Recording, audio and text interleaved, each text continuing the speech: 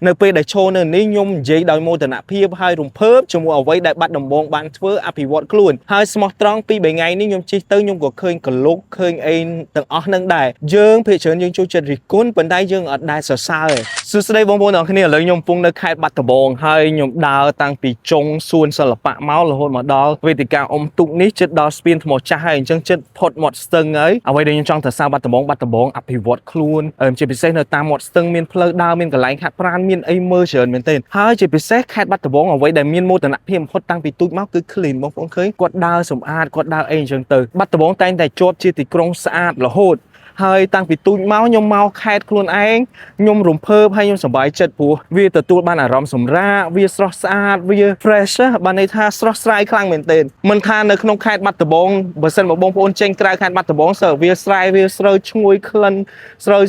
ិនអីអញ្ចឹងទៅប៉ុន្តែបើសិនមកបងប្អូនមកក្នុងខេត្តបងប្អូននឹងឃើញភាព clean ឃើញប្រវត្តិសាស្ត្របងប្អូននឹងឃើញអីផ្សេងហើយរហូតមកដល់ពេលឥឡូវនេះបងប្អូនឃើញហើយបាត់ដំបងអភិវឌ្ឍខ្លួនមានប្រកាន់ដៃមានអីតាមមាត់ស្ទឹងហ្នឹងគឺស្អាតរហូតអញ្ចឹងតែម្ដងអញ្ចឹងក្នុងនាមជាអ្នកបាត់ដំបងខ្ញុំពិតជាមានមោទនភាពហើយឃើញខេត្តខ្លួនឯងចាប់ផ្ដើមអភិវឌ្ឍធ្វើរឿងរ៉ាវទាំងអស់ហ្នឹងខ្ញុំរំភើបមែនទែនហោះពីរ៉ូស៊ីមកអ្វីដែលជាគោលដៅខ្ញុំមួយផ្សេងទៀតខ្ញុំគិតថាខ្ញុំនឹងមកដល់ខេត្តបាត់ដំបងខ្ញុំនឹងថតរឿងរ៉ាវមួយចំនួនទោះមានពេលខ្លីក៏ដោយខ្ញុំនឹងឆ្លៀតពេលជិះពីផ្ទះមកដើម្បីថតដើម្បីផ្ដិតយ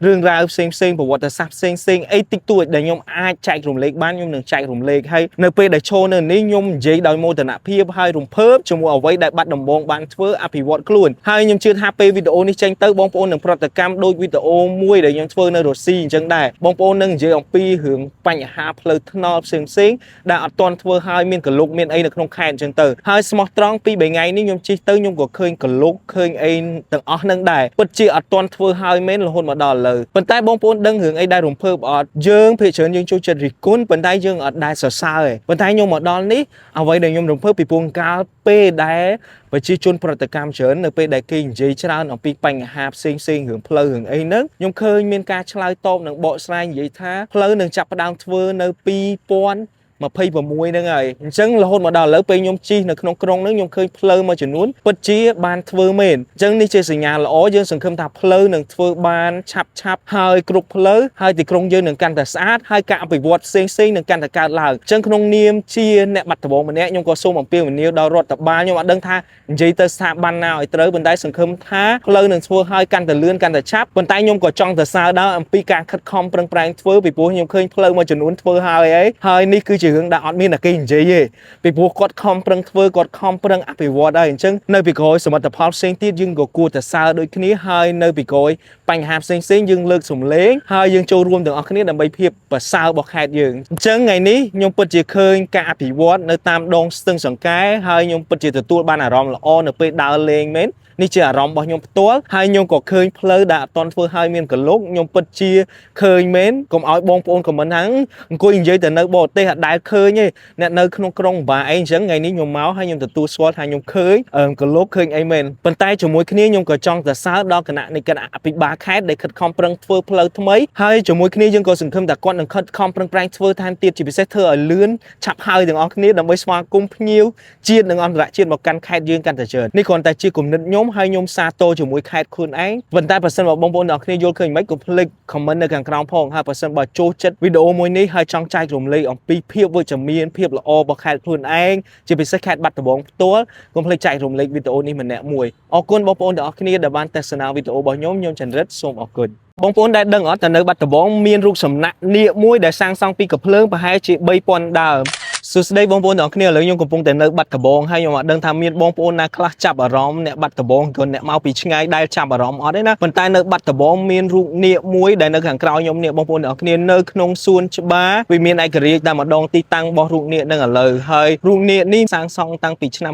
2000ជាងហើយរូបនាគនេះផ្ទាល់គឺសាងសង់ឡើងដោយកាភ្លើងប្រហែលជា3000ដើមក្រោយចប់សង្គ្រាមប្រជាជនអីចឹងទៅយកកាភ្លើងមកបកគលជូនឲ្យអាជ្ញាធរឲ្យសមត្ថកិច្ចអីចឹងទៅហើយកាភ្លើងហ្នឹងក៏ត្រូវបានប្រមូលម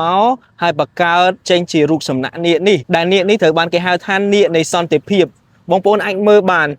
នគឺនាគនឹងស្អាតមែនទែនក្បូរក្បាច់រចនារបស់វាគឺវិចិត្រតែម្ដងហើយទាំងអស់ដែលបង្កើតឡើងនឹងគឺធ្វើពីកាភ្លើងទាំងស្រុងតែម្ដងដែល សល់ពីសំណល់សង្គ្រាមហើយបងប្អូនទាំងគ្នាលើអំពីភាពអស្ចារ្យរូបនាគនេះក៏រំលឹកដែរអំពីការបញ្ចប់សង្គ្រាមស៊ីវិលការបាញ់បោះនៅក្នុងស្រុកយើងហើយការរួមគ្នារក្សានៅសន្តិភាពដូចជារូបនាគហ្នឹងគេធ្វើឡើងបង្ហាញអំពីការបញ្ចប់សង្គ្រាមយកក៏ភ្លើងមកធ្វើជានាគហើយនាគហ្នឹងគឺជានាគនៃសន្តិភាពហើយហេតុអីគេជ្រើសរើសធ្វើរូបនាគបើសិនបើតាមការចងចាំនិងការធ្លាប់សិក្សាស្រាវជ្រាវរបស់ខ្ញុំមានហេតុផលមួយចំនួនដោយសារអីនាគរស់នៅក្នុងទឹកអញ្ចឹងរូបនាគនេះគឺនៅជាប់ដងស្ទឹងសង្កែតែម្ដងហើយជាមួយគ្នាទៀតសោតបងប្អូនដឹងហើយក្នុងជំនឿពុទ្ធសាសនាអីនាគគឺជាអ្នកថែរក្សាដែនដីថែរក្សាឲ្យមានសេចក្តីសុខសែនខ្សាន្តហើយនាគនៅក្នុងទឹកអញ្ចឹងទៅតិចតិជុំអីអញ្ចឹងណាបងប្អូនអញ្ចឹងនេះគឺជាមូលហេតុដែលហៅថានាគនៃសន្តិភាពនាគដែលនាំនៅការបញ្ចប់សង្គ្រាមអញ្ចឹងទៅហើយបងប្អូនទាំងអស់គ្នាយល់ឃើញមិនដែរចំពោះរូបនាគនេះសម្រាប់ខ្ញុំគិតថាអស្ចារ្យមែនទែនហើយបើសិនបើបងប្អូនមួយចំនួនដឹងរូបនាគនេះក៏ត្រូវបាន inspire ឲ្យបង្កើតទៅជាអគារវឌ្ឍនៈនៅទីក្រុងភ្នំពេញយើងដោយសារតែរូបនាគនឹងឯងធ្វើឲ្យអ្នក design មើលឃើញហើយចាប់ផ្ដើម inspire គំនិតគាត់ឲ្យសាងសង់ហើយនឹងច្នៃចេញជាអគារវឌ្ឍនៈនៅទីក្រុងភ្នំពេញអញ្ចឹងបងប្អូនទាំងគ្នាយល់យ៉ាងណាដែរសម្រាប់ខ្ញុំទៅសើដល់សិល្បករអ្នកសាងសង់រូបនាគនេះមែនទែនហើយបើសិនមកបងប្អូនចូលចិត្តវីដេអូនេះហើយចូលចិត្តអ្វីដែលខ្ញុំចែករំលែកអំពីបាត់ដំបងសូមកុំភ្លេចចែករំលែកវីដេអូនេះម្នាក់មួយផងដើម្បីឲ្យបងប្អូនផ្សេងទៀតបានដឹងអំពីអ្វីដែលមាននៅក្នុងខេត្តបាត់ដំបងហើយនៅបាត់ដំបងមានអីជាច្រើនផ្សេងទៀតបងប្អូនទាំងគ្នាខ្ញុំសង្ឃឹមថាខ្ញុំនឹងបានទៅថតហើយបង្ហាញបងប្អូនឲ្យបានច្រើនថែមទៀតមុននឹងខ្ញុំត្រឡប់ទៅរុស្ស៊ីវិញអញ្ចឹងបងប្អូនទាំងអស់គ្នាកុំភ្លេចចែករំលែកវីដេអូនេះម្នាក់មួយផងបើសិនបើចូលចិត្តវីដេអូនេះហើយបងប្អូនយល់ឃើញយ៉ាងណាដែរកុំភ្លេច comment នៅខាងក្រោមដែរអរគុណបងប្អូនទាំងអស់គ្នាដែលបានទស្សនាវីដេអូរបស់ខ្ញុំចន្ទរិទ្ធសូមអរគុណគេបងប្អូនចាប៉ីគេហៅ Snook ចាប៉ីអញ្ចឹងឬក៏អីខ្ញុំហៅខុសអត់ដឹងណាតែកុំប្រកាន់អញ្ចឹងខ្ញុំពិតជា appreciate មែនទែនសម្រាប់ការសាងសង់នៅសួនសិល្បៈនេះពីព្រោះជាការបង្ហាញនៅឧបករណ៍ភ្លេងខ្មែរជាការបង្ហាញនៅអីដ៏អស្ចារ្យមួយដែលខ្មែរមានទៅកាន់ពិភពលោកបងប្អូនទាំងគ្នានៅពេលដែលដើរចេញពីរូបសំណាកលោកតាគង់ប៊ុនជឿនមកដើរមកតាមផ្លូវហ្នឹងគឺសិតតែសួនសិល្បៈហើយអ្វីដែលខ្ញុំភ្ញាក់ផ្អើលខ្លាំងគឺដើរមកមុខទីទៀតបងប្អូនឃើញអីនេះមិនហ្គីតាណាបងប្អូនគឺចាប៉ីខ្មែរយើងនៅក្នុងសួនសិល្បៈហ្នឹងមានការធ្វើចាប៉ីមួយយ៉ាងធំខ្ញុំអត់ដឹងថាអារោងហ្នឹងធ្វើដើម្បីគ្រាន់តែបង្ហាញអំពីចាប៉ីខ្មែរឬក៏ធ្វើដើម្បីឲ្យសម្រាប់ឬក៏ធ្វើទៅជាហាងអីផ្សេងណាប៉ុន្តែខ្ញុំ amaze មែនទែននៅពេលដែលដើរមកដល់នេះបងប្អូនឃើញ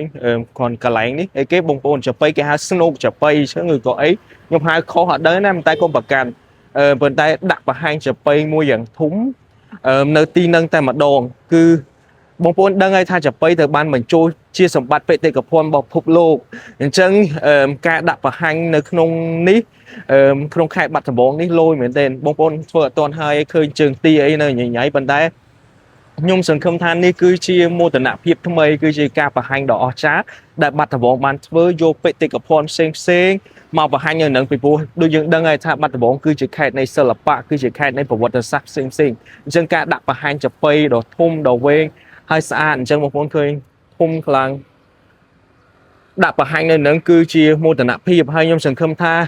នៅពីក្រោមនៃរូបចាប៉ីហ្នឹងមានតែសេអសទៅចាប៉ីអីអញ្ចឹងមកចាប៉ីគឺជាអីឧបករណ៍ភ្លេងហើយដាក់បញ្ចូលមិនអញ្ចឹងមកអញ្ចឹងអាហ្នឹងគឺជាការបង្ហាញទៅបរទេសវាគឺជា soft power មួយបង្ហាញទៅបរទេសគេដឹងថាអូខ្មែរមានឧបករណ៍ភ្លេងអញ្ចឹងអូអស្ចារ្យអញ្ចឹង1 2 3 4អញ្ចឹងទៅអញ្ចឹងខ្ញុំពិតជា appreciate មែនទែនសម្រាប់ការសាងសង់នៅសួនសិល្បៈនេះពីព្រោះជាការបង្ហាញនៅឧបករណ៍ភ្លេងខ្មែរជាការបង្ហាញនៅអីដ៏អស្ចារ្យមួយដែលខ្មែរមានទៅកាន់ពិភពលោកហើយបងប្អូនមកបាត់ដំបងកុំភ្លេចមកលេងផងពីព្រោះចាប៉ីធំមែនទែននៅពីលើយើងត្រូវបានដាក់បង្ហាញហើយសាងសង់ដើម្បីបង្ហាញទៅកាន់បរទេសទៅកាន់ពិភពលោកអញ្ចឹងមកលេងថតរូបបង្ហោះទាំងអស់គ្នាហើយនេះក៏ជាការចែករំលែកអំពីទេសចរបាត់ដំបងដែរសូមបងប្អូនមកលេងបាត់ដំបងឲ្យបានច្រើនទាំងអស់គ្នាពីព្រោះបាត់ដំបងមានអីដើម្បីប្រាប់យើងច្រើនមែនទែនចឹងបងប្អូនទាំងអស់គ្នាបើសិនបើចូលចិត្តវីដេអូនេះហើយចង់ចែករំលែកអំពីឧបករណ៍ភ្លេងខ្មែរជាពិសេសគ្រប់គ្រងបាត់ដំបងឲ្យអភិវឌ្ឍថែមទៀតអំពីសក្តានុពលទេសចរកុំភ្លេចចែករំលែកវីដេអូនេះផងអរគុណដែលបានទស្សនាវីដេអូរបស់ខ្ញុំចន្ទរិទ្ធសូមអរគុណច្រើនសួស្តីបងប្អូនទាំងអស់គ្នាខ្ញុំនាំបងប្អូនទាំងអស់គ្នាមកញ៉ាំម្ហូបតំបន់មួយរបស់ខេត្តបាត់ដំបងដែលល្បីខ្លាំងហើយជាម្ហូបដែលខ្ញុំចូលចិត្តបំផុតគឺឡតប្រហែលជាបងប្អូនស្គាល់សាយ៉ស្គាល់គួងអីអញ្ចឹងទៅប៉ុន្តែអានេះគេហៅថាឡតហើយឡតហ្នឹងដោយសារគេយកសបកណែមរបស់បាត់ដំបងដែលធ្វើនៅឯកភ្នំនឹងឯងមកបំពងជាមួយត្រាវជាមួយអីអញ្ចឹងទៅហើយតោះទៅមើលអ្នកនរគ្នានេះស៊ីប្រហែលជាបងប្អូនស្គាល់ថាអាហ្នឹងសាយ៉ប៉ុន្តែ nơi này cái đào lô ha vậy đây lệ cái nạp bị xe bỏ lót bông phong khơi quận phong đạn nắng cứ cái nhằm muối chuột chân ngành mình đây là lớn tập châu mà mưa phật quật nè tình nôn khlang khai nhằm như vậy clean khlang chân là lấy dương ba này đó cái môi tình nôn khlang mình đây là lấy dương một lụa mà cái đào chả chỗ đi tình nôn khlang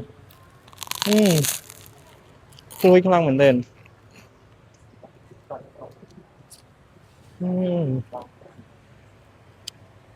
chịu con ngày nhá nào